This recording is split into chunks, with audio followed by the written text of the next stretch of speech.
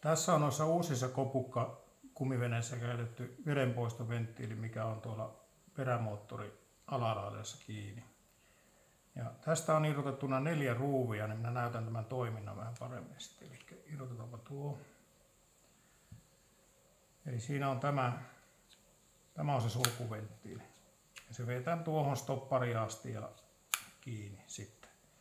Ja nyt ei sitten kannata mitään raskasta eikä heittää tämän päälle tai astua, ettei tämä katkea tämä osa. Tämä on kyllä kuituvahvisteista muovia, mutta ei sekään älyttömyyksiä kestä. Eli tämä osa on kyllä vaihdettavissa. Ja takaisin.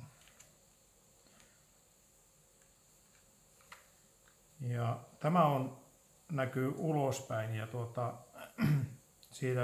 tuossa on se perälevy, eli tuon verran tässä näkyy ulkopuolella. Tätäkin pitää vähän katsoa, ettei minkään kiven päälle laita sitten tätä osaa.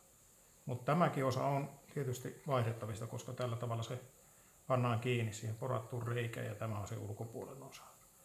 Ja tässä on sitten tuommoinen kumi, joka päästää veden ulos, mutta ei sisälle. Ei tämä täysin vesitiivis ole, koska tämmöinen kumi vaatii aina tietyn vesipaineen, että se tiivistää tuo. Mutta periaatteessa se toimii niin, että vesi ei tule sisälle. Ja